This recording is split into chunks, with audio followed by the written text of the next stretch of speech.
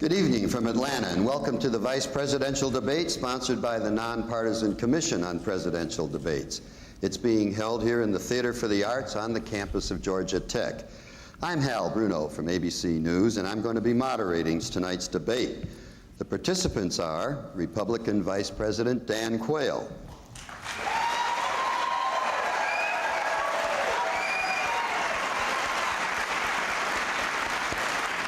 Democratic Senator Al Gore,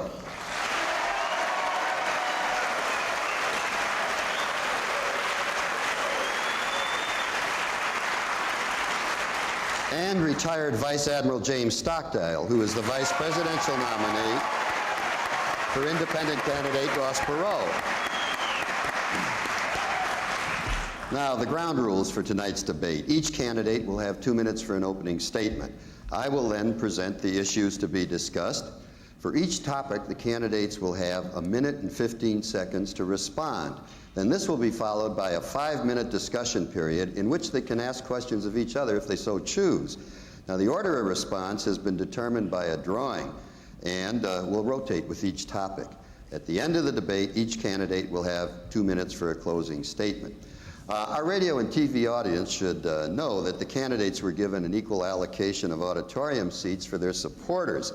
So I'd like to ask the audience here in the theater to please refrain from applause or any partisan demonstration once the debate is underway, because it takes time away from the candidates. So with that plea from your moderator, let's get started. And we'll turn first to Senator Gore for his opening statement. Good evening. It's great to be here in Atlanta for this debate, where America will be showcased to the world when the 1996 Olympics are put on right here.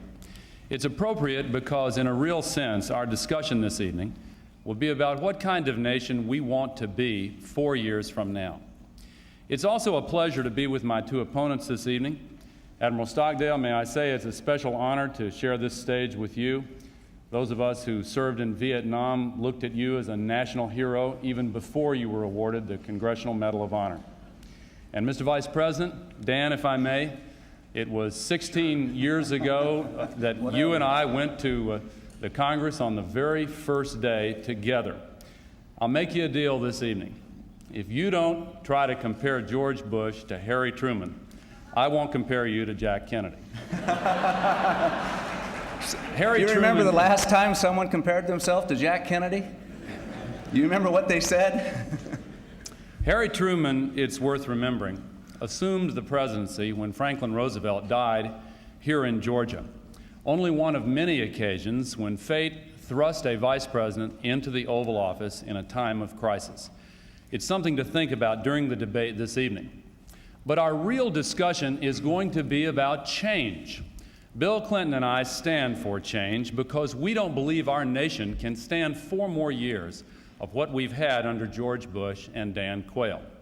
When the recession came, they were like a deer caught in the headlights, paralyzed into inaction, blinded to the suffering and pain of bankruptcies and people who were unemployed.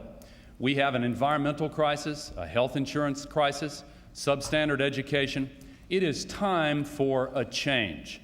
Bill Clinton and I want to get our country moving forward again, put our people back to work, and create a bright future for the United States of America. Thank you. Okay. The next statement will be from Vice President Quayle. Well, thank you, Senator Gore, for reminding me about my performance in the 1988 vice presidential debate. This is 1992. Bill Clinton is running against President George Bush. There are 2 things that I'm going to stress during this debate. One, Bill Clinton's economic plan and his agenda will make matters much, much worse. He will raise your taxes, he will increase spending, he will make government bigger, jobs will be lost. Second, Bill Clinton does not have the strength nor the character to be President of the United States. Let us look at the agendas. President Bush wants to hold the line on taxes. Bill Clinton wants to raise taxes. President Bush is for a balanced budget amendment. Bill Clinton is opposed to it. We want to reform the legal system because it's too costly. Bill Clinton wants the status quo. We want to reform the health care system. Bill Clinton wants to ration health care. Bill Clinton wants to empower government. We want to empower people. In St. Louis, Missouri, In June of this year, Bill Clinton said this: "America is the mockery of the world." He is wrong. At some time during these next 4 years, there is going to be a crisis. There will be an international crisis. I can't tell you where it's going to be. I can't even tell you the circumstances, but it will happen. We need a president who has the experience, who has been tested, who has the integrity and qualifications to handle the crisis. The president has been tested. The president has the integrity and the character. The choice is yours. You need to have a president you can trust. Can you really trust Bill Clinton? Admiral Stockdale, your opening statement, please, sir. Who am I? Why am I here?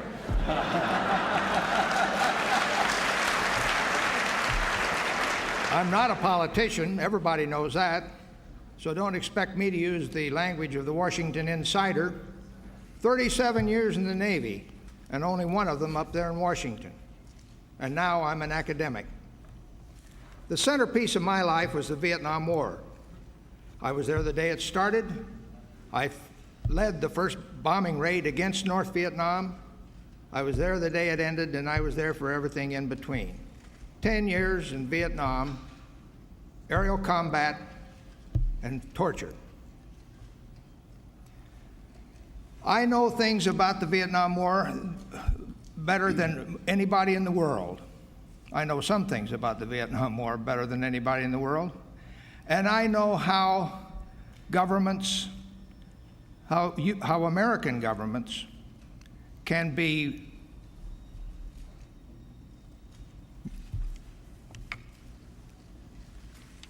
courageous and how they can be callow. And that's important.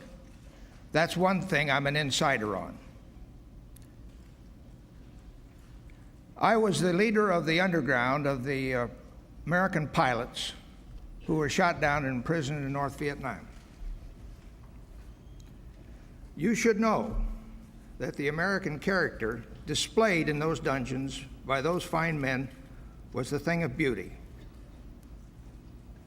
I look back on those years as the beginning of wisdom, learning everything a man can learn about the vulnerabilities and the strengths that are ours as Americans.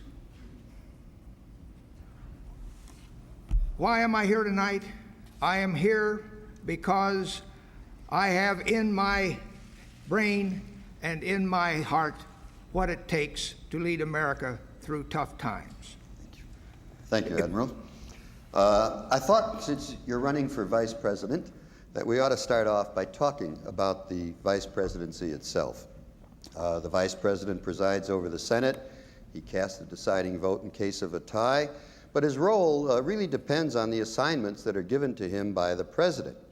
However, if a president should die in office or is unable to serve for any other reason, the vice president automatically becomes president, and that has happened 5 times in this century.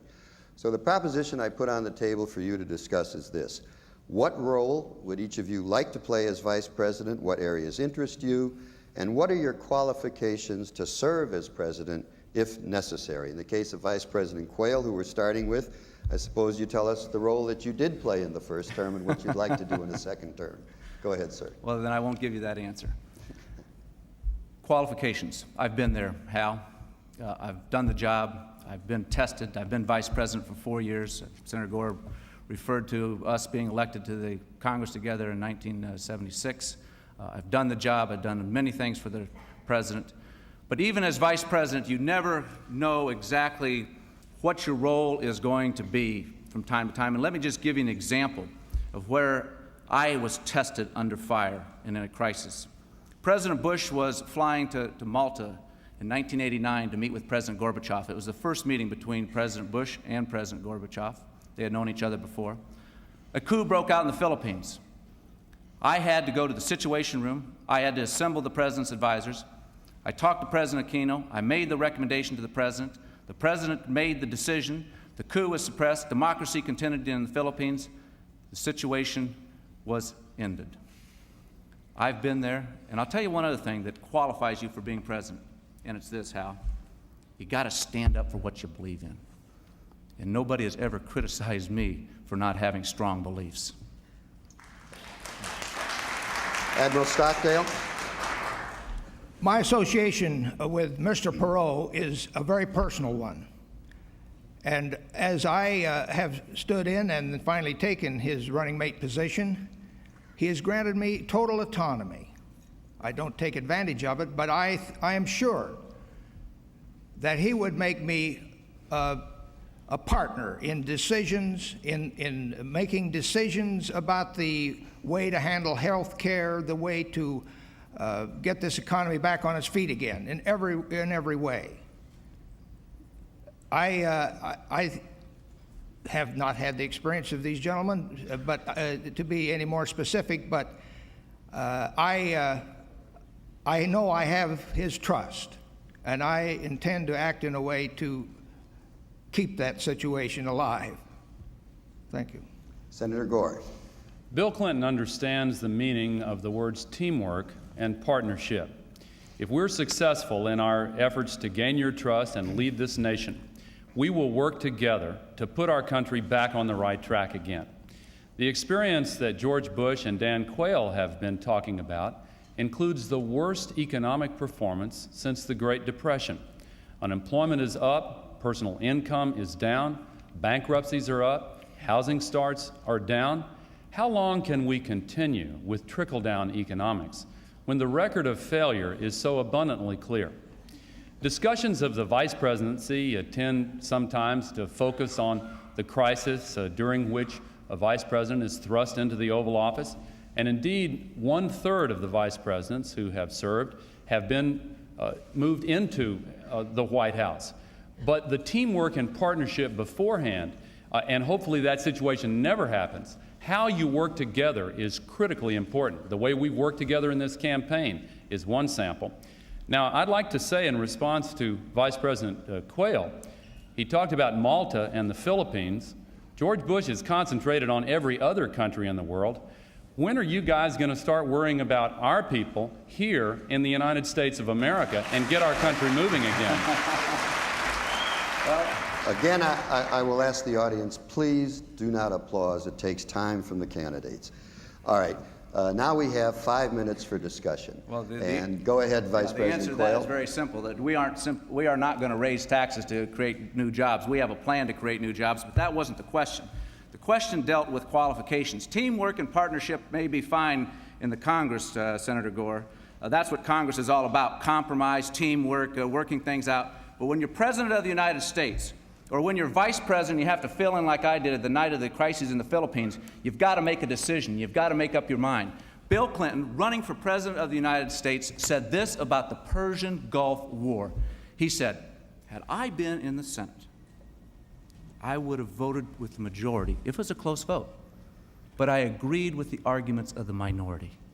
You can't have it both ways. You have to make a decision. You cannot sit there in an international crisis and sit there and say, well, on one hand, this is okay, and on the other hand, this is okay.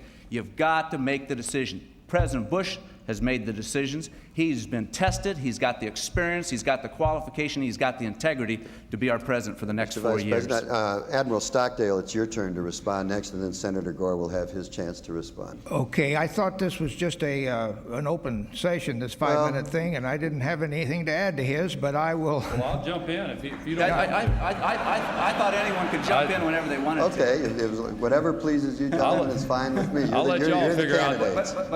But I want Admiral Stockdale's time. This is not the Senate.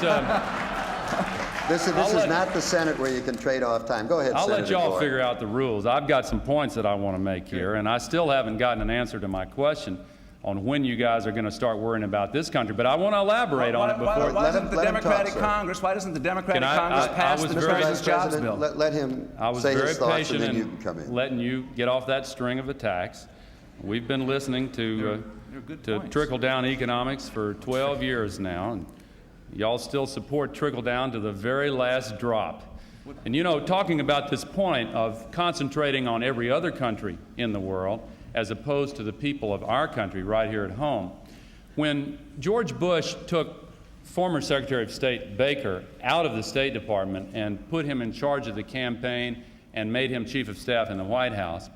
Mr. Baker, who's quite a capable man, said that for these last 4 years, George Bush was working on the problems of the rest of the world, and in the next 4 years, he would target America.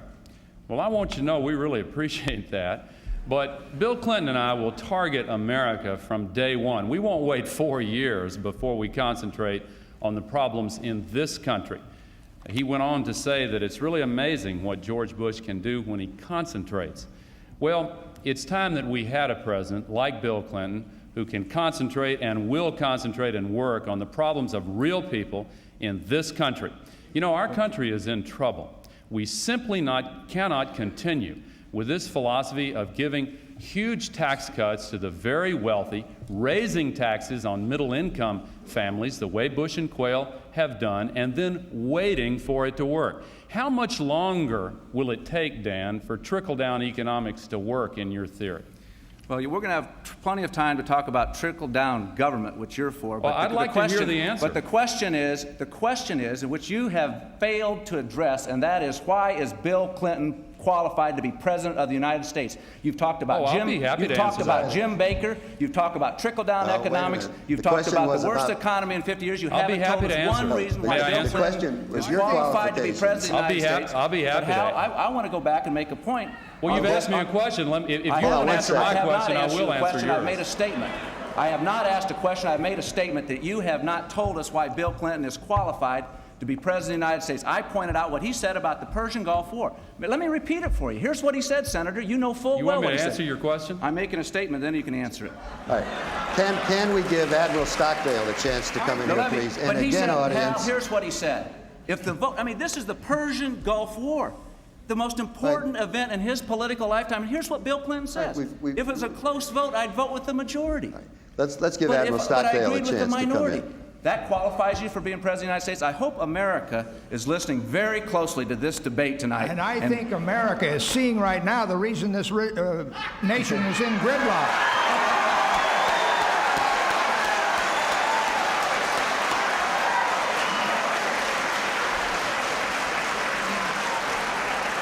The trickle-downs and the tax and spends, or whatever you want to call them, are at swords points. We can't get this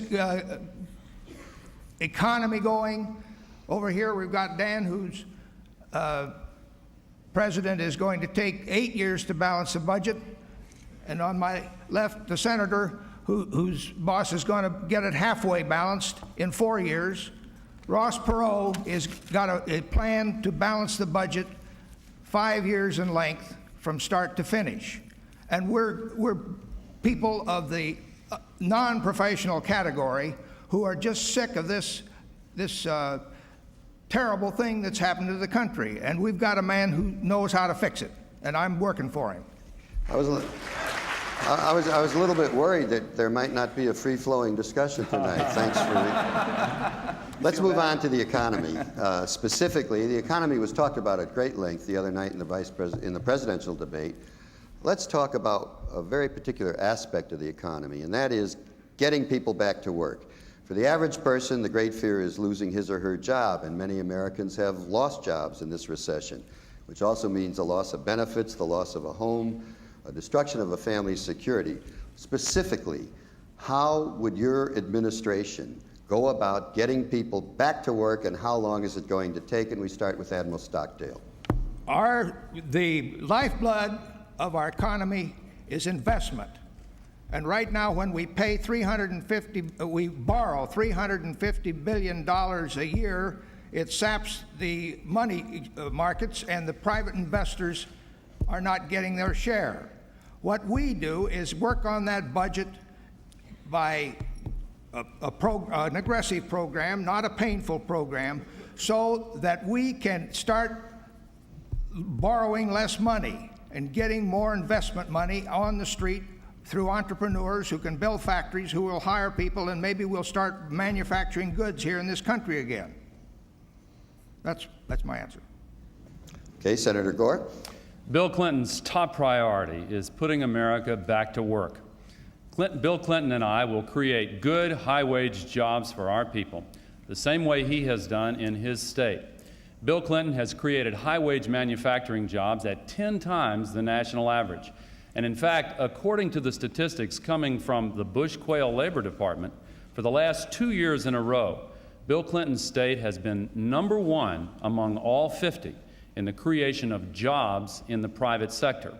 By contrast, in the nation as a whole, during the last 4 years, it is the first time since the presidency of Herbert Hoover that we have gone for a 4-year period with fewer jobs at the end of that 4-year period than we had at the beginning. And look at manufacturing. We have lost 1.4 million jobs in manufacturing under George Bush and Dan Quayle. They have even, we learned 2 weeks ago, taken our tax dollars and subsidized the moving of U.S. factories to foreign countries. Now, don't deny it, because 60 Minutes and Nightline and the nation's newspapers have investigated this very carefully. When are you going to stop using our tax dollars to shut down American factories and move them to foreign countries and throw Americans out of work? Vice President Quayle. Senator, don't always believe what you see on television. Let me tell you, the media have been wrong before.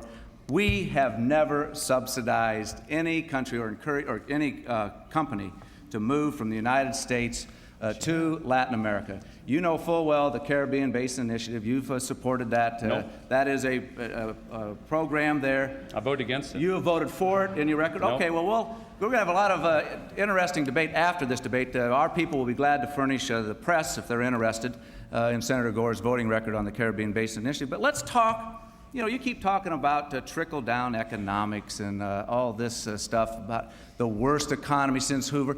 It is a bad economy. It's a tough economy.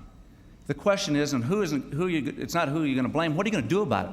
Your proposal is to raise $150 billion in taxes, to raise $220 billion in new spending. Nope. How is raising taxes going to help small business? How is raising taxes going to help the farmer? How is raising taxes going to help the consumer of America? I submit to you that raising taxes will make matters much, much worse. Okay, Admiral, we now throw it open for discussion. Admiral Stockdale, it's your turn to start the discussion. Well, we've got to clean out the barn, if I may quote my boss, and start getting this investment money on the street so we can get and encourage entrepreneurs to build factories. The program is out there. It's a put together thing that requires some sacrifice, but not excessive. And we are willing to move forward on a 5-year clip to put us back where we can start over and get this nation straightened out. Senator Gore? Well, getting people back to work. The difference between the Perot-Stockdale plan and the Clinton-Gore plan is that Ross Perot's plan concentrates almost exclusively on balancing the budget and reducing the budget deficit. And the danger is that if that is the only goal, it could throw our nation back into an even worse recession. Bill Clinton and I have a detailed 5-year budget plan to create good jobs, cut the budget deficit in half, and eliminate the investment deficit in order to get our economy moving forward again. We have a $20 billion infrastructure fund to create a nationwide network of high-speed rail, for example, and what are called information superhighways to open up a whole universe of knowledge for our young people and to help our universities and companies that rely on new advances in the information revolution. We also have tax incentives for investment in job-creating activities, not the kind of encouragement for short-term rip-offs like the proposal that we have had from George Bush.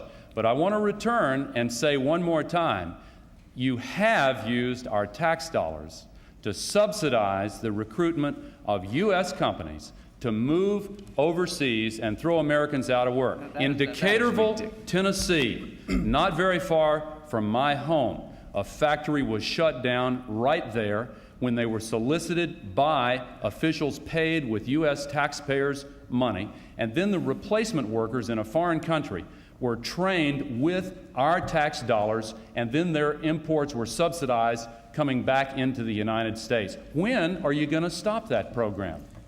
We do not have any program that encourages companies to close down here and to go and invest in foreign soil. That is absolutely outrageous. Of course American businesses do have business abroad. We've got global competition. We want the businesses to expand. Do you realize this, Senator?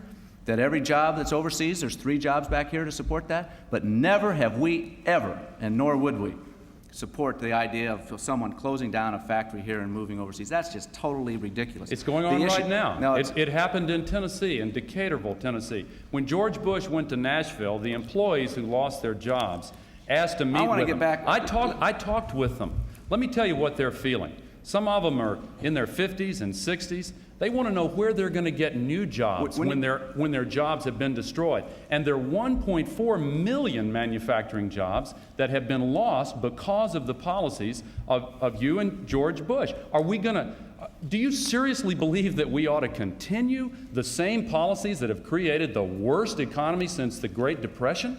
I hope that when you talk to those people, you said, and the first thing that Bill Clinton and I are going to do is raise $150 billion in new taxes. You've got that wrong, too. And the first, that is part of your plan, $150 billion in new taxes?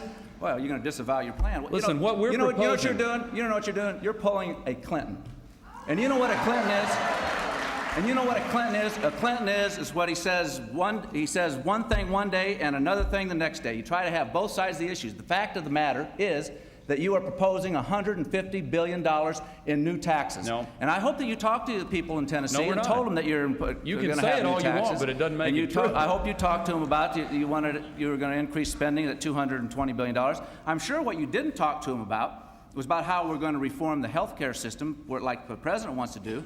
He wants to go out and to reform the health care system so that every American will have available to them affordable health insurance. I'm sure one other thing that you didn't talk to him about, Senator, and that is legal reform. Because your position on legal reform is the status quo. And yet you talk about foreign competition. Why should an American company have to spend 15 to 20 times on product liability insurance costs compared to a company in Japan or a company in Germany or somewhere else? That's not right. We have product liability reform legislation on Capitol Hill. It will create jobs, and the Democratic Congress won't pass it. Okay. I think it's time to move on to our next topic. All 3 of you gentlemen have some expertise in defense and the armed forces.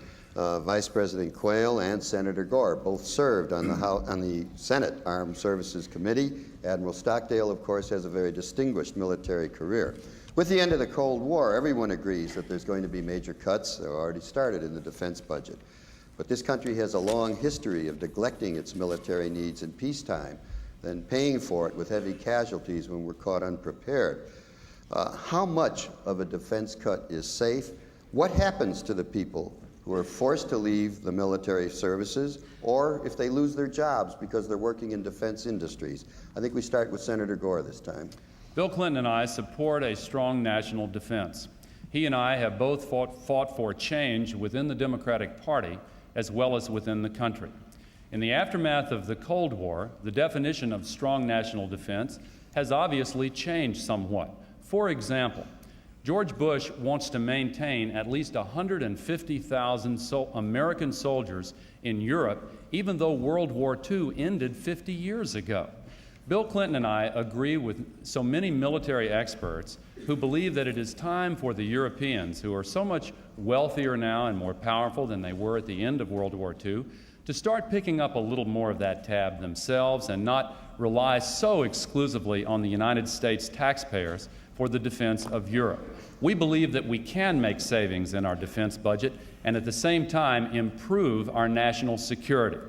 Now, for those who are affected by the cutbacks, whether they come from George Bush or Bill Clinton and me, the difference is Bill Clinton and I have a defense conversion program so that those who won the Cold War will not be left out in the cold. We want to put them to work, building an infrastructure and an economy here in this country for the 90s and the next century. Vice President Quayle. We won the Cold War because we invested in national security. We won the Cold War because we invested in our military. We didn't win we won the Cold War because America had the political will and made the right decisions. Yes, we can make the cuts in defense, and we have. Bill Clinton wants to cut defense another $60 billion. I'd say to the defense workers in California and elsewhere, $60 billion defense cut is going to cut a lot of jobs out. Yes, we are making a conversion, and we can go to a civil space rather than having a defense or the defense industry. But let me say this: we would not have won the Cold War if we had listened to Senator Gore and his crowd and had supported a nuclear freeze. If you would have supported that attitude, we would not have won the Cold War. We won the Cold War because we invested and we went forward. Okay. Admiral Stockdale, yes, please. Thank you. The numbers in terms of the dollar cuts as they stand on our plans now show us almost the same as the Vice President's. But we note that Governor Clinton's plan is almost twice as much a cut as either one of us. I've been through the end of World War II and the surprise beginning of Korea to see how it cost us more money because we overcut the defense budget in the first place. I don't say that. So I think that should be eyed with great suspicion. People that are really kicking the props out from under our grand military establishment prematurely. Now, there's other differences between the Perot approach and what we see up here on either side of me, and that has to do with we want to focus our interests, economic and military, more to the Pacific. We figure that we are generally going along with any sort of a troop removal from Europe. So that's still another face of this puzzle. Okay, Senator Gore, would you like to start the discussion period on this I'd like topic? to respond first to you, Admiral Stockdale. Under the details of our 5-year budget plan, we do propose more in defense cuts than George Bush and Dan Quayle, but only 5% more. Admiral Crow, who I think was one of your classmates in Annapolis, has endorsed the military portions of our plan, even though he was the chairman of the Joint Chiefs under George Bush, and John White has endorsed the economic aspects of our plan, even though I believe he was the architect of Ross Perot's economic plan. Now, when I heard George Bush say at the convention in Houston that when he heard the phrase, "we won the Cold War," it made him wonder who the "we" was. Well, I want to tell you, President Bush, the "we" is the people of the United States of America. This wasn't a partisan victory that came suddenly a few months after you took the oath of office. This started with Harry Truman, and it was a bipartisan effort from the very beginning. George Bush taking credit for the Berlin Wall coming down is like the rooster taking credit for the sunrise. Now, and I want to add one other thing, because in the debate a few nights ago, I think President Bush made a very serious misstatement of fact in response to Ross Perot. It was a kind of a little lecture he gave to Ross Perot when he said, "Those SS-18s are gone, Ross. That's done." He reached a deal with Boris Yeltsin to completely remove them so we can all sleep safely without any fear tonight. But you know what? They thought they were going to get that deal, but when he took the person in charge of the negotiations out of the State Department and put him in charge of the re-election campaign, the deal unraveled, and now there is no START II deal at all. In fact, there are serious problems. Isn't it a fact, Dan, that every single one of those SS-18s is still there in the silos and under the START I treaty? Only half of the silos are supposed to be dismantled, and there is no deal to get rid of the other half. Didn't the president make a mistake there? Vice President Quayle, The president please. does have a commitment from Boris Yeltsin to eliminate the SS-18s. That is a commitment. Is it an agreement? It is a commitment, and well, let's talk about. Well, he said it's done. Let him talk, Senator. Just lighten up here, Al. Go ahead. Let's talk about getting agreements. You know, the President of the United States doesn't just negotiate with your friends in Congress. The President of the United States deals on the international scene. He's got to deal with the President of Russia. He's got to deal with the Chancellor of Germany, Prime Minister of Britain, President of France, Prime Minister of Japan. He's got to deal with a whole host of leaders around the world. And the leaders sit down and they will negotiate and they will come to agreements with people that they trust. And this is a fundamental problem with Bill Clinton, is trust and character. It is not the issue of how he avoided military service 20-some years ago. It's the fact. It's the fact that he does not tell the truth about it. He first said he didn't get an induction notice, then we find out that he did. He said he didn't have an ROTC slot, then we find out he did. He said he didn't use Senator Fulbright's office for special influence, then we find out that he did. These are inconsistencies. Bill Clinton has trouble telling the truth, and he will have a very difficult time dealing with somebody like President Yeltsin or Chancellor Kohl or Prime Minister Major or President Mitterrand, because truth and integrity are prerequisites to being President of the United States. I want to respond to that.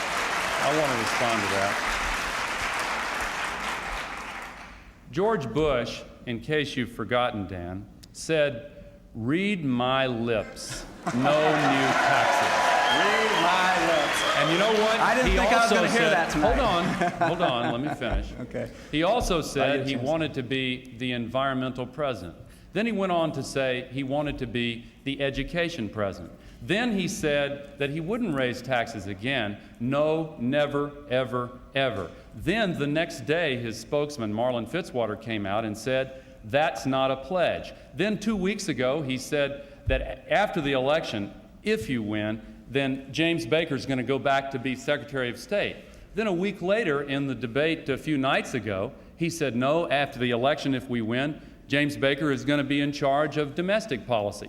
Which is it, Dan? Is he going to, what's your role in this going to be? Well, we'll have to move on to another topic. No, I'm sorry, Mr. Vice President. No, I don't have time to respond to that? You'll get plenty of chance to respond, so don't worry. I was, okay, you're the moderator. I was under the assumption that when they ended like that, we you had ran a out of chance to time. respond. According to the agreement, it's time to move on, and I want to stick to the You got the last word on agreement. that, but we'll come back to it. But you'll have a chance. I can see what's happening here. We throw out the topic, and then we drift, but that's okay, because I think it's making for a healthy exchange.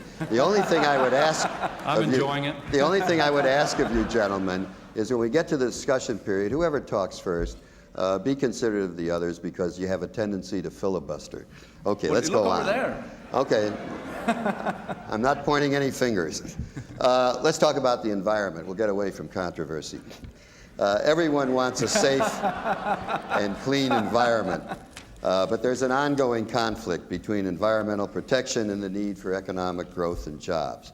So the point I throw out on the table is, how do you resolve this conflict between protection of the environment and growth and jobs?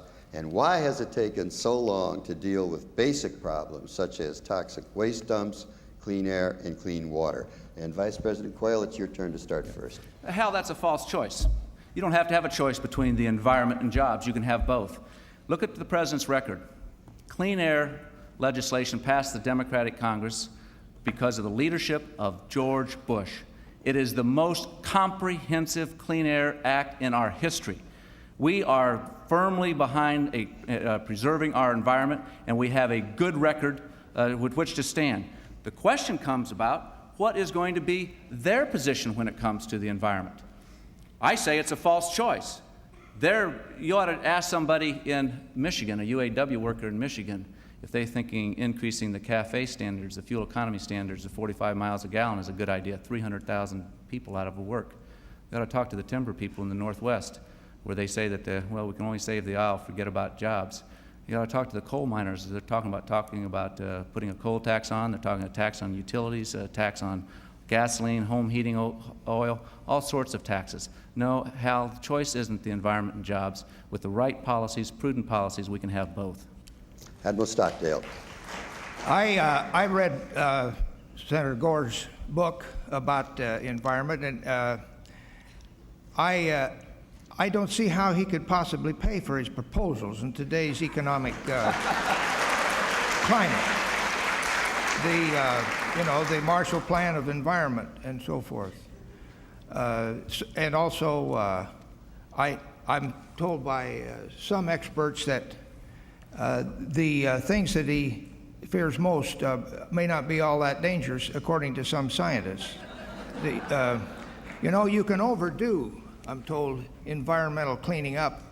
If you purify the pond, the water lilies die.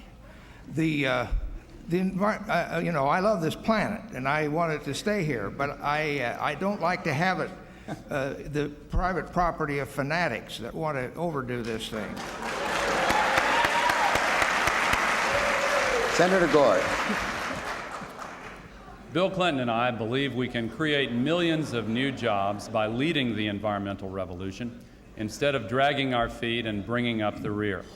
You know, Japan and Germany are both openly proclaiming to the world now that the biggest new market in the history of world business is the market for the new products and technologies that foster economic progress without environmental destruction.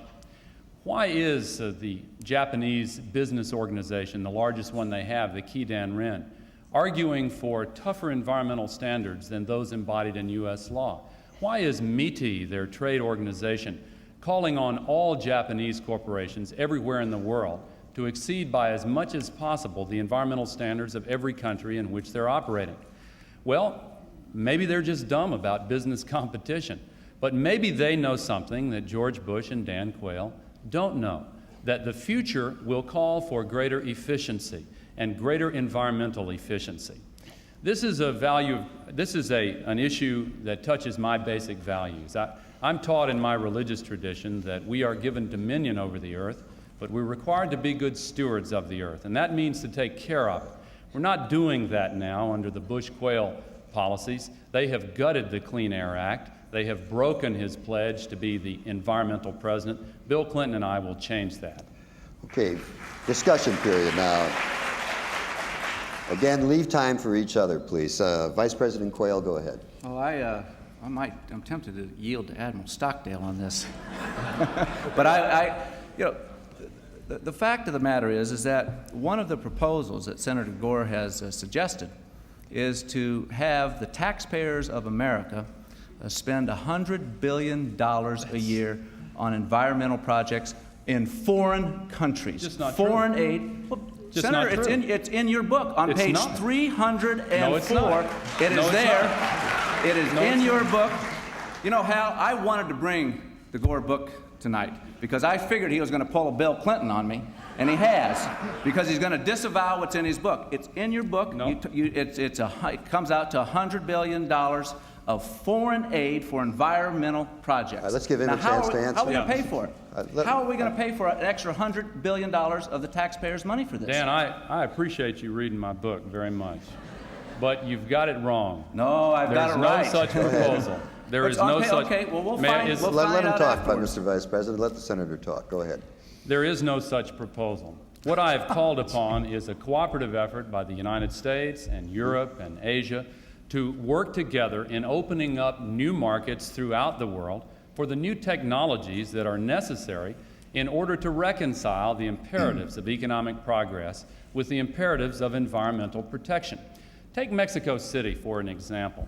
They are shutting down factories right now, not because of their economy, but because they're choking to death on the air pollution. They're banning automobiles some days of the week. Now, what they want is not new laser-guided missile systems. What they want are new engines and new factories and new products that don't pollute the air and the water, but nevertheless allow them to have a decent standard of living for their people. Last year, 35% of our exports went to developing countries, countries where the population is expanding worldwide by as much as 1 billion people every 10 years. We cannot stick our heads in the sand and pretend that we don't face a global environmental crisis. Nor should we assume that it's going to cost jobs. Quite the contrary. We are going to be able to create jobs, as Japan and Germany are planning to do right now, if we have the guts to lead. Now, earlier we heard about the auto industry and the timber industry. There have been 250,000 jobs lost in the automobile industry during the Reagan-Bush-Quayle years. There have been tens of thousands of jobs lost in the timber industry. What they like to do is to point the finger of blame with one hand and hand out pink slips with the other hand. They've done a poor job both with the economy and the environment. It's time for a change. Admiral Stockdale, did you have something you wanted to say here? I know that I read where Senator Gore's mentor had disagreed with some of the scientific data that is in his book. How do you respond to those criticisms of that sort? Do you Deny it. do you Well, take this into account? Let me respond. Thank you, Admiral, for saying that. You're talking about Roger Revelle. His family wrote a lengthy letter saying how terribly he had been misquoted and had his remarks taken completely out of context just before he died. He believed up until the day he died. No, it's true. I'd ask the He audience died to last stop, year. please. And just before he died, he co-authored an article which had statements taken completely out of context. In fact, the vast majority of the world's scientists, and they have worked on this extensively, believe that we must have an effort to face up to the problems we face with the environment. And if we just stick our heads in the sand and pretend that it's not real, we're not doing ourselves a favor. Even worse than that, we're telling our children and all future generations that we weren't willing to face up to this obligation. I believe that we have a mandate We still got to time. try to solve this problem, particularly when we can do it while we create jobs in the process. Go ahead, Mr. Vice President. There's still time. Yep. Not much, though. I know it. We got to have a little equal time ahead, here now, sir. Hal. In the book, you also suggest taxes on gasoline, taxes on utilities, taxes on carbon, taxes on timber. There's a whole host of taxes, and I don't believe raising taxes is the way to solve our environmental problems. And you talk about the bad situation in the auto industry. You seem to say that the answer is, well, I'll just make it that much worse by increasing the CAFE standards. Yes, the auto industry is hurting. It's been hurting for a long time. And increasing the CAFE standards to 45 miles per gallon, like you and Bill Clinton are suggesting, will put, as I said, 300,000 people out of work. Okay, let's move on now. I would like to remind the audience of one thing. Trying to stop you from applauding may be a lost cause. I didn't say anything about hissing, but I do think it is discourteous. And there's no call for that, and it reflects badly on the candidate you're supporting. So let's knock that off. Let's go on to health care. Health care protection has become a necessity of life in our society. Yet, millions of Americans are not insured, and the cost of medical treatment is practically out of control. How do you propose to control these costs, and how are you going to provide access to health care for every American? Let's see, whose turn is it to go now? I think it's Admiral Stockdale's turn to go first. Go ahead. Well, we have excellent technical health care, but we don't administer it very well. And the escalating costs top any other budget danger on the horizon, I think. And what Mr. Perot has suggested is that we try to look at the incentives that are in our current way of doing business are what are killing us. There's no incentive for a hypochondriac not to go to Medicare every day. There is no incentive for a doctor to curtail the expensive tests because he's under threat of malpractice lawyers. And so we just have a web of wrong way incentives that has to be changed by some people who are in the medical profession and some other crafty people who know how to write contracts to change incentives or get the incentives situation under control.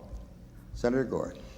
Bill Clinton and I believe that if a criminal has the right to a lawyer, every American family ought to have the right to see a doctor of their own choosing when they need to see a doctor.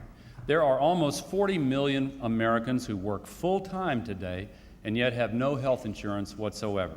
We are proposing to change that, not with a government-run plan, not with new taxes, but with a new approach called managed competition. We are going to provide a standard health insurance package provided by private insurance companies and eliminate the duplication and red tape and overlap, and we're going to have cost controls to eliminate the unnecessary procedures that are costing so much money today. There was a bipartisan commission, evenly divided between Republicans and Democrats, who looked at our plan and the Bush-Quayle proposal. They said ours will save tens of billions of dollars and cover every American.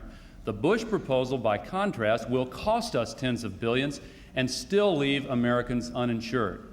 But what I want to know is, why has George Bush waited for 3.5 years during this health insurance crisis before finally coming out with a proposal just before the election, and he still hasn't introduced it in Congress? Why the long wait, Dan? Mr. Vice President. Al, President Bush has had his health care reform agenda on the Capitol Hill for 8 months. He's had parts of it up there for years. You talk about increasing costs that the President has had on Capitol Hill, medical malpractice reform legislation for several years. Defensive medicine and health care today costs $20.7 billion. Defensive medicine defined as testing and treatment that is only necessary in case of a lawsuit. Wouldn't that be nice to take $20.7 billion that we're putting into our legal system and put it to preventive health care or women's health care or something else besides trial lawyers? But no, you don't want to reform the health care system to drive down costs through medical malpractice. What you're doing, you are talking about a government program. Your program is to ration health care. You said in your statement to see a doctor when you want to see a doctor. When you start rationing health care, there's going to be a waiting line to see a doctor unless it's an emergency. Remember when we rationed energy in this country? Waiting lines at the gasoline stations. The same thing would happen when you ration health care. The President's proposal deals with tax credits, deductions, and purchasing health care in the private sector and making health care affordable and available to every single American. Admiral Stockdale, would you like to start the discussion period? Well, I'm out of ammunition on this. Well, let me talk then, because I've got a couple of things that I Go want ahead, to say. Senator. We still didn't get an answer to the question of why George Bush waited for 3.5 years didn't wait for during the 3.5 years. national I did answer health the question. insurance crisis before he even made a proposal, and it still hasn't been submitted to Congress in the form of legislation. I also Certainly want to has. respond to the question about malpractice. Do you know which state has the lowest malpractice premiums in the entire country? Bill Clinton's Arkansas does, partly because he has passed reform measures limiting the time during which malpractice suits can be filed. In fact, tort claims generally have fallen 10% under Bill Clinton there. But you know, that's not the reason for this health insurance crisis. The reason is we've had absolutely no leadership. Let me tell you about a friend of mine named Mitch Philpott from Marietta, Georgia, not far from here, who Tipper and I met with his family in Johns Hopkins Hospital. Their son Brett was in the bed next to our son, and they couldn't pay their medical bills. They used to live in Atlanta, but they lost their house. And while they were there, both Mitch and his wife lost their jobs because they could not get unpaid leave. We passed legislation to give family leave under circumstances like that, exempting small business. How can you talk about family values, Dan, and twice veto the Family Medical Leave Act? Vice President. Pass our Family Leave Act, and because it goes to small businesses, where the major problem is your proposal excluded small business. That's the problem. Now let me talk about health care. Did you require it? Did you require it? My turn. Did you require family? Lighten up, Al. Exchange. My turn. It's a free discussion. Take a breath out, inhale. It's a free discussion. Did you require family leave in that legislation, yes or no? We offered incentives to small businesses, yes or no? Were That's a no, isn't it? were small business exempted under your proposal? Yes. Yes, and that's where the biggest problem Did is. you require it of anyone?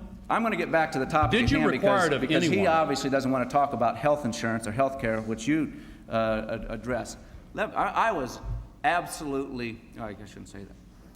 Another Clinton. You pulled another Clinton on me because here you go again. Medical malpractice legislation has been before the Congress of the United States, and you try to convince the American people that Bill Clinton is for tort reform. The biggest campaign contributors to your campaign are the trial lawyers of America.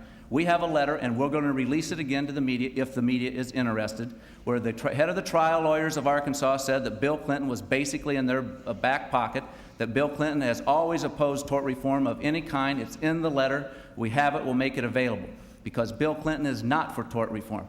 I'd like to know where Bill Clinton stands on health insurance. When he's campaigning in New Hampshire, he says, I am for the pay-or-play health insurance. Pay or play, that's a 7 to 9% payroll tax on every worker in America that participates in this program. Can I respond? And then all of a sudden, this summer, he says, oh, I'm not for a pay or play. Here we go again. Bill Clinton, one day he's for pay or play, the next day he's against pay or play. He does it in education. He writes Polly Williams, a Democrat state legislator in Milwaukee, Wisconsin, saying, I'm for choice in education. Then he goes to the NEA Teachers Union and says, sorry, I'm not for choice in education because you won't let me be for choice in education. One time, Bill Clinton says, term limits. We ought to limit terms. It's ridiculous that a member of Congress can serve for 30, 40, 50 years and you limit the terms of the president, but that's another subject. We're fixing to limit one. Yeah. We're gonna limit. It's not going to be mine. It's going to be people like you and Kennedy and Metzenbaum and George Mitchell and the rest of that Democratic Congress on Capitol Hill. That's who we're talking about, and that's who the American people, in case, as you well know, you've got term limits for a president. You don't have term limits for Congress, and I think it's absolutely ridiculous that we don't. I want to but respond to some of this. Here goes Bill Clinton again. He says, well, term limits, that's an interesting idea. I think I might be in favor of that. Then his Democratic friends in Congress say, no, Bill, you can't be for that. You know, Bill Clinton has trouble telling the truth. I want to You respond to have some to of this. tell the truth. I want to respond, if I might. Go ahead, if I might. Senator, quickly. You know, in response to my question before that long laundry list, he said that they had their own family leave proposal. It was just like the proposal of your party back when Social Security was first proposed. You said, we're for it as long as it's voluntary. Same with Medicare. You said, we're for it so long as it's voluntary. Yeah. Civil rights, we're for it so long as it's voluntary. Senator, I'm going to have Family to ask you to leave wrap this one is up. important Thank enough you. to be required. Okay, thanks. Coming out of health care, again trying to avoid controversy, let's talk about the abortion debate. Abortion rights has been a bitter controversy in this country for almost 20 years. It's been heightened by the recent Supreme Court decisions. So I'll make it very simple in this question. Where do each of you stand on the issue? What action will your president's administration take on the abortion question? Will it be a factor in the appointment of federal judges, especially to the Supreme Court? And I believe that Senator Gore goes first. Bill Clinton and I support the right of a woman to choose. That doesn't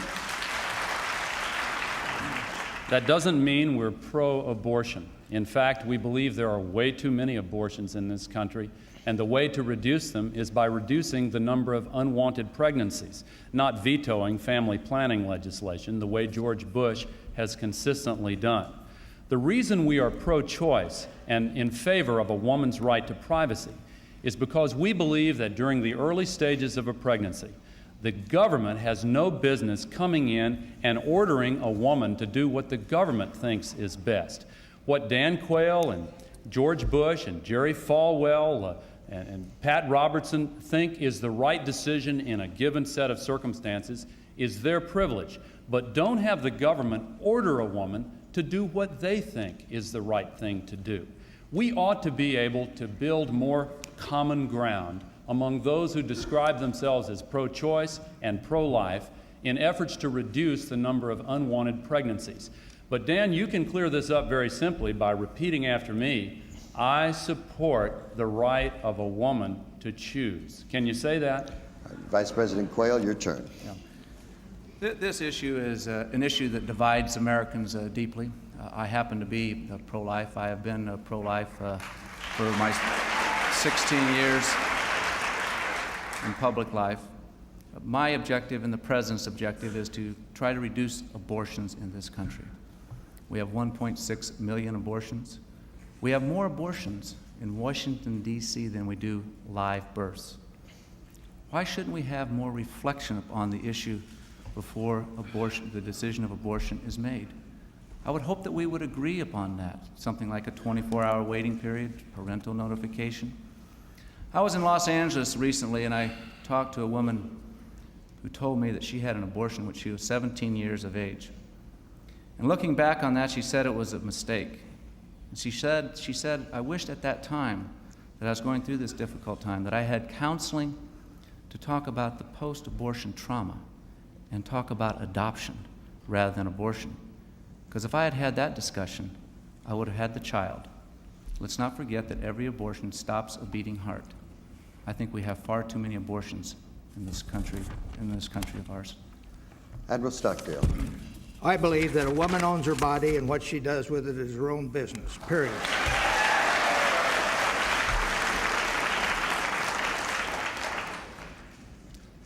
Period. That's it?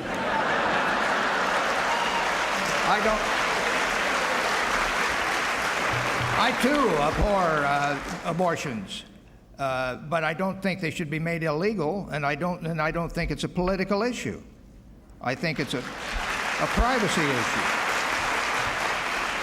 Admiral, you caught me by surprise. Let's go ahead with the discussion of this issue. Senator Gore? Well, you notice in his response that Dan did not say, I support the right of a woman to choose. That is because he and George Bush have turned over their party to Pat Buchanan and Phyllis Schlafly, who have ordered them to endorse a platform which makes all abortions illegal under any circumstances, regardless of what has led to that decision by a woman. Even in cases of rape and incest, their platform requires that a woman be penalized, that she not be allowed to make a choice if she believes, in consultation with her family, her doctor, and others, whoever she chooses, that she wants to have an abortion after rape or incest.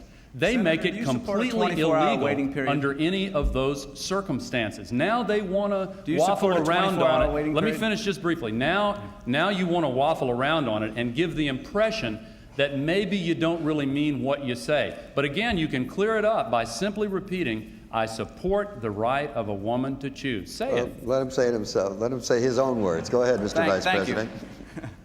Talk about waffling around. This issue is a very important issue. It has been debated throughout your public life and throughout my public life.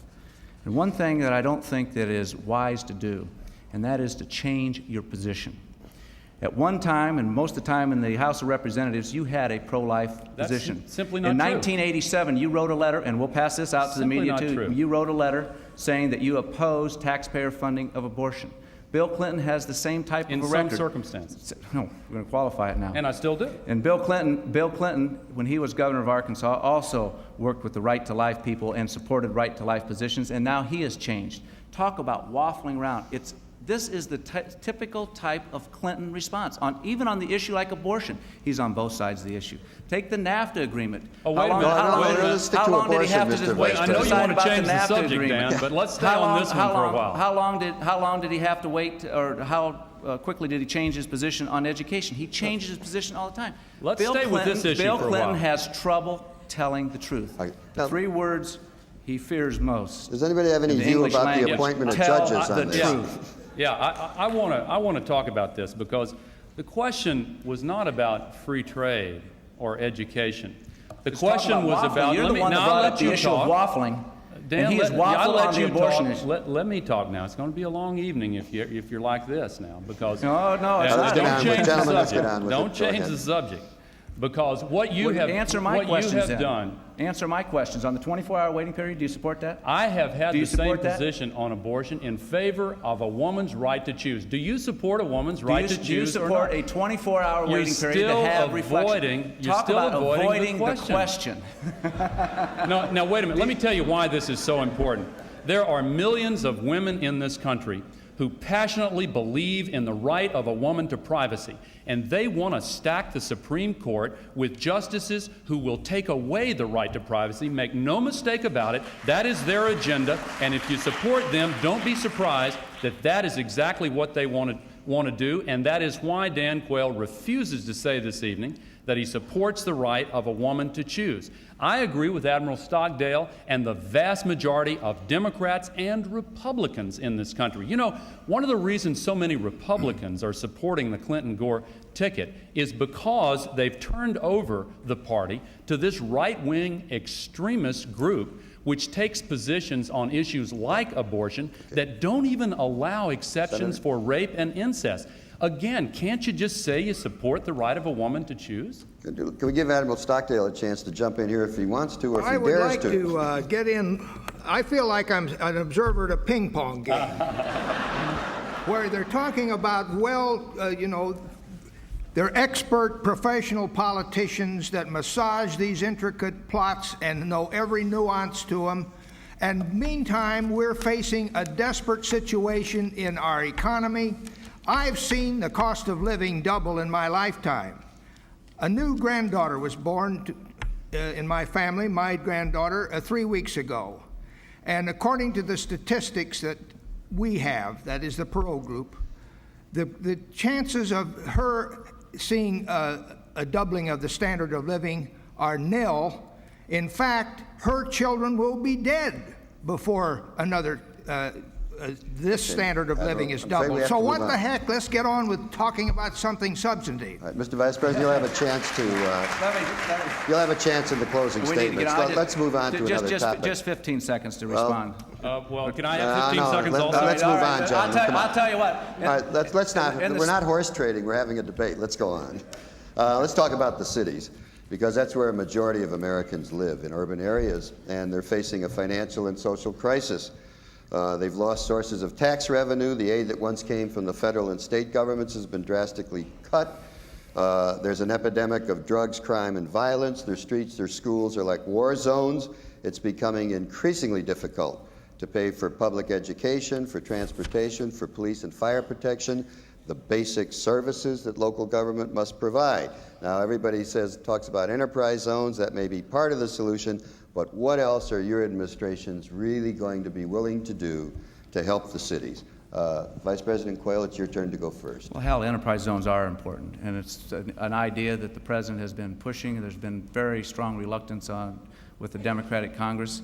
We'll continue to push it. We also want to have home ownership. I was at a housing project in San Francisco several months ago and met with people that were trying to reclaim their neighborhood. They wanted home ownership. They didn't want handouts. And I was with the Democrat mayor of San Francisco who was there supporting our idea.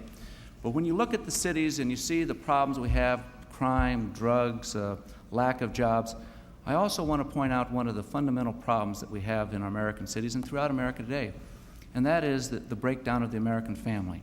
I know some people laugh about it when I talk about the breakdown of the family, but it's true. 60% of the kids that are born in our major cities today are born out of wedlock. We have too many divorces. We have too many fathers that aren't assuming their responsibility. The breakdown of the family is a contributing factor to the problems that we have in urban America. Admiral Stockdale. I think enterprise zones are good, but I think the problem is deeper than that. I think we are, when I ran a civilization for several years, a civilization of 300 to 400 wonderful men. We had our own laws, we had practically our own constitution, and I was the sovereign for a good bit of that. And I tried to analyze human predicaments in that microcosm of life in the world. And I found out that when I really got down to putting out do's and don'ts, and lots of these included, take torture for this and that and this and that, and never take any amnesty for reasons they all understood and went along with. But we had an acronym, BACK US, and each one of those BACK was something for which you had to make them hurt you before you did it. Bowing in public, getting on the radio and so forth. But at the end, it was US, BACK US. You got the double meaning there. But the US could be called the United States, but it was unity over self. Loners make out. Somehow we're going to have to get some love in this country between races and between rich and poor. You've got to have leaders, and they're out there who can do this with their bare hands, with working with people on the scene. Senator Gore, please. George Bush's urban policy has been a tale of two cities, the best of times for the very wealthy, the worst of times for everyone else. We have seen a decline in urban America under the Bush-Quayle administration. Bill Clinton and I want to change that by creating good jobs, investing in infrastructure, new programs in job training and apprenticeship, welfare reform, to say to a mother with young children that if she gets a good job, her children are not going to lose their Medicaid benefits, incentives for investment in the inner city area, and yes, enterprise zones. Vice President Quayle said they're important, but George Bush eliminated them from his urban plan. And then, when they were included in a plan that the Congress passed, George Bush vetoed the enterprise zone law, the law that included them, for one reason: because that same bill raised taxes on those making more than $200,000 a year. Let's face up to it, Dan. Your top priority, really, isn't it, to make sure that the very wealthy don't have to pay any more taxes? We want to cut taxes on middle-income families and raise them on those making more than $200,000 a year. And if we can take our approach, the cities will be much better. Okay, let's start the discussion period right here. Go ahead. What plan is that that's just going to raise taxes on those making over $200,000 a year? You may call that your plan, but everyone knows that you simply can't get $150 billion in new taxes by raising the marginal tax rate to a top rate of 36% and only tax those making $200,000 a year. It's absolutely ridiculous. The top 2%, which you refer to, that gets you down to $64,000. Then you have about a $40 billion shortfall. That gets you down to $36,000 a year. Everybody making more than $36,000 a year will have their taxes increased if Bill Clinton is President of the United States. And I don't know how you're going to go to urban America and say that raising taxes is good for you. I don't know how you're going to go to urban America and say, well, the best thing that we want to, or the best thing that we can offer is simply to raise taxes again. This is nothing more than a tax and spend a platform. We've seen it before. It doesn't work. Let me tell you about a story. Can I respond to some of Why do you let him respond? I've got a very good example. Can I want to talk respond to you to some about of that? when we talk about families here. Because I was meeting with some former gang members in Phoenix, in Los Angeles, and Albuquerque, New Mexico. And when I talked to those former gang members, here's what they told me, why they joined the gang. They said, well, joining a gang is like joining a family. I said, joining a family? Yes, because the gang offered support, it offered leadership, it offered comfort. It was a way to get ahead. Where have we come if joining a gang is like being a member of the family? And Senator that's Gore, why you I wanted to think respond? families I do. have to be strengthened, and you don't strengthen the American family by raising taxes. Go ahead. I do want to respond Go to ahead, that. Senator. Admiral. George Bush and Dan Quayle want to protect the very wealthy. That is the group that has gotten all of the tax cuts under the Bush-Quayle administration. Nobody here who is middle income has gotten a tax cut because middle income families have had tax increases under Bush and Quayle in order to finance the cuts for the very wealthy. That's what trickle-down economics is all about, and they want to continue it. We're proposing to also require foreign corporations to pay the same taxes that American corporations do when they do business here in the United States of America. George Bush has not been willing to enforce the laws and collect those taxes. We want to close that loophole and raise more money in that way. Can we stick to when the you talk cities, about, sir? excuse me? Stick to the cities. All right. He talked about ways to raise money to help the cities. What we're proposing is to invest in the infrastructure in cities and have targeted tax incentives for investment right in inner city areas. The enterprise zones represent a part of our proposal also, and strengthening the family through welfare reform. And you know, the Bush administration has vetoed family leave. They have cut childhood immunization and college aid. If you don't support parents and you don't support children, how can you say you support families? How about supporting parents and the right to choose where their kids go to school, Al? You support that? Let the parents, let the parents. Do you want me to answer? Public or private schools? Want me to answer? Go ahead. We support the public school choice to go to any public school of your choice. What we don't support, and listen to what they're proposing, to take U.S. taxpayer dollars and subsidize private schools. Now, I'm all for private schools, but to use taxpayer dollars when the people who get these little vouchers often won't be able to afford the private school anyway, and the private school is not under any obligation to admit them, that is a ripoff of the U.S. taxpayer. This is a very important issue. Choice in education is a very important issue. And he said that he was not for choosing to, giving the parents the right to choose to send their kids to public schools. But it's okay for the wealthy to choose to send their kids to private schools, but it's not okay for the middle class and the working poor to choose where they want to send their kids to school. I think that it's time that all parents in America have a right to choose where they send their kids to school to get an education. Admiral Stockdale, would you like to have the last word in this period? I come down on the side of freedom of school choice. And there's a lot of misunderstandings that I've heard here tonight that I may have the answer to.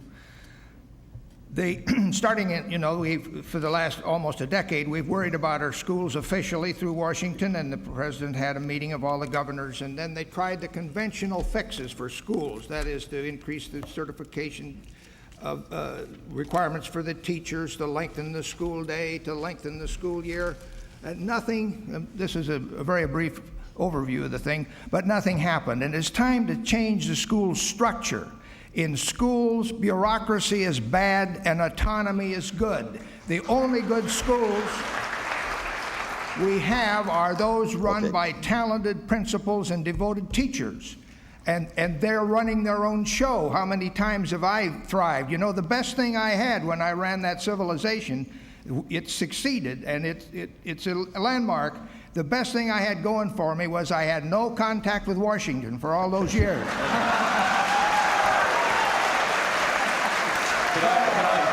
No, we have to go on. What I'm about to say doesn't apply to the debate tonight. It applies to the campaign that's been going on outside this auditorium. With 3 weeks to go, this campaign has at times been very ugly, with the tone being set by personal negative attacks. As candidates, how does it look from your viewpoint, and are these tactics really necessary? Admiral Stockdale, it's your turn to go. You know, first. I didn't have my hearing aid turned down. Tell me again. I was saying that at times this campaign has been very ugly with personal negative attacks. As a candidate, how does it look from where you are, and are these tactics really necessary?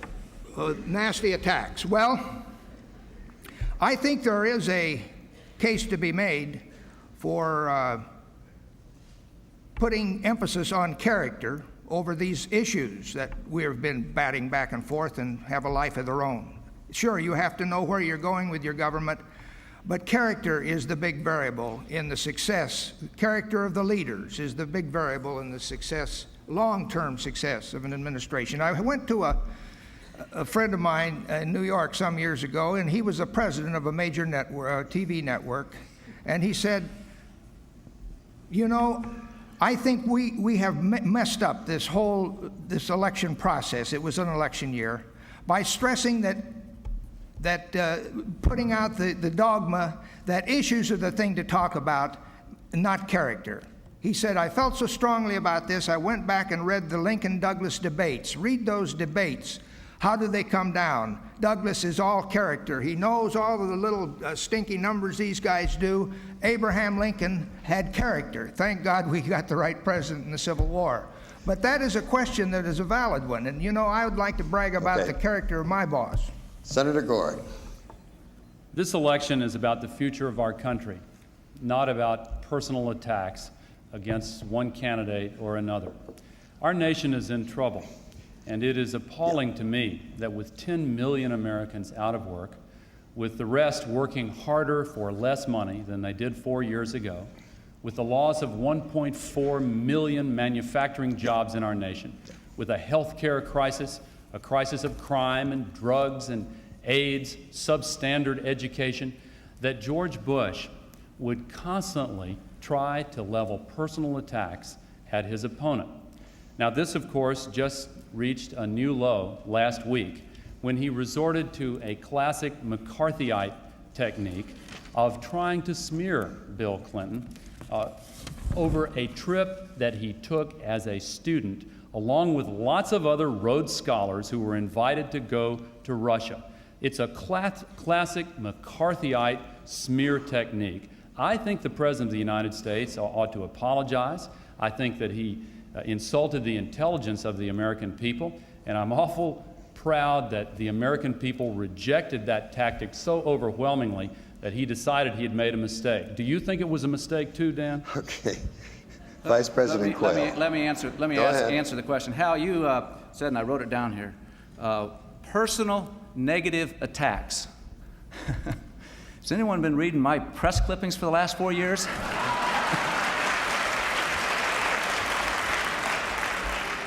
But I agree with one thing with Senator Gore, and that is that we ought to look to the future.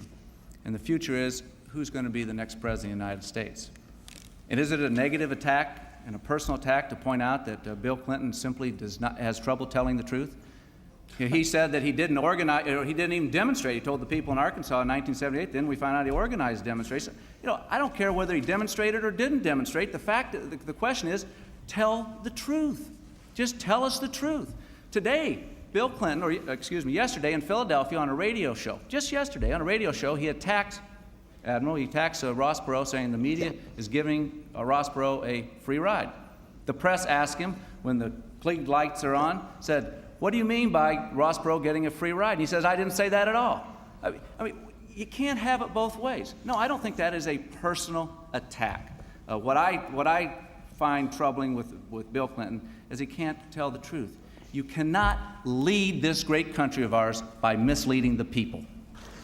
All right, gentlemen, the control room advises me that in order to have time for your closing statements, which we certainly want, there simply is not going to be time for a discussion period on this particular topic. So let's go to the closing statements. You have 2 minutes each, and we'll start with Admiral Stockdale. I think the best justification for getting Ross Perot in the race again and to stay is that we're seeing this kind of chit-chat back and forth about issues that don't concentrate on where our grandchildren are going, with the living standards of our children and grandchildren.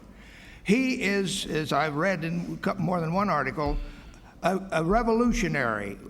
He's got plans out there that are going to double the speed at which this budget problem is being cared for. It was asked how, if we would squeeze down so fast that we would strangle the economy in the process.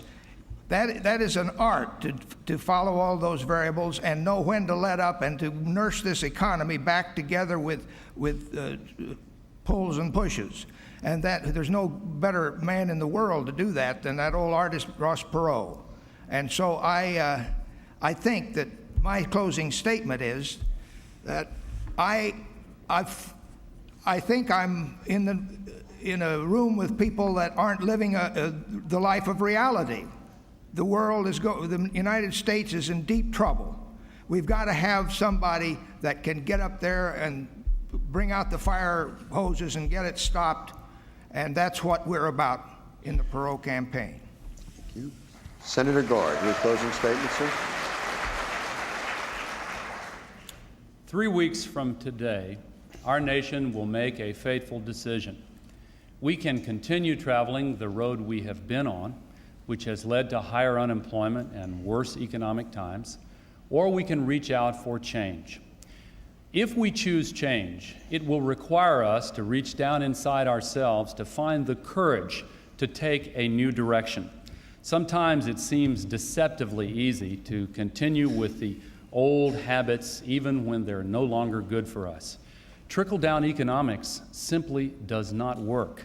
We have had an increase in all of the things that should be decreasing. Everything that should have been increasing has been going down. We have got to change direction. Bill Clinton offers a new approach. He has been named by the other 49 governors, Republicans and Democrats alike, as the best and most effective governor in the entire United States of America. He's moved 17,000 people off the welfare rolls and onto payrolls. He has introduced innovations in health care and education. And again, he has led the nation for the last 2 years in a row in the creation of jobs in the private sector. Isn't it time for a new approach, a new generation of ideas and leadership to put our nation's people first and to get our economy moving again? We simply cannot stand to continue with this failed approach that is no good for us. Ultimately, it is a choice between hope and fear, a choice between the future and the past. It is time to reach out for a better nation. We are bigger than George Bush has told us we are as a nation, and we have a much brighter future. Give us a chance. With your help, we'll change this country, and we can't wait to get started.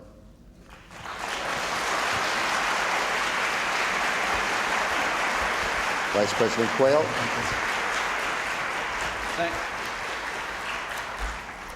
Thank you, Hal. I'd like to use this closing statement to talk to you about a few people that I've met in these last 4 years. Think of a woman in Chicago when I was talking to parents about education, where she stood up and said, "I'm sick and tired of these schools in this city being nothing but a factory for failure." And that's why we support choice in education. I was in Beaumont, Texas, and met with small business people, and they wanted to reform the civil justice system because they think our legal system costs too much and there's too much of a delay in getting an answer. I was in Middletown, Ohio, talking to a welfare woman where she said, "I want to go back to work, and I had a job offered to me, but I'm not going to take it because I have 2 children at home, and the job that is offered to me doesn't have health insurance." Under President Bush's health care reform package, that woman won't have to make a choice about going back to work or health care for her children, because she'll have both. I was in Vilnius, Lithuania, Independence Square, speaking to 10,000 people in the middle of winter. Hundreds of people came up to me and said, "God bless America." Yes, in the next 4 years, as I said, somewhere, sometime, there's going to be a crisis. And you need to have a president that is qualified, has the experience, and has been tested. Not one time during this evening, during 90 minutes, did Al Gore tell us why Bill Clinton is qualified to be president. He never answered my charges that Bill Clinton has trouble telling the truth. The choice is yours. The American people should demand that their president tell the truth. Do you really believe Bill Clinton will tell the truth? And do you trust Bill Clinton to be your president? Well,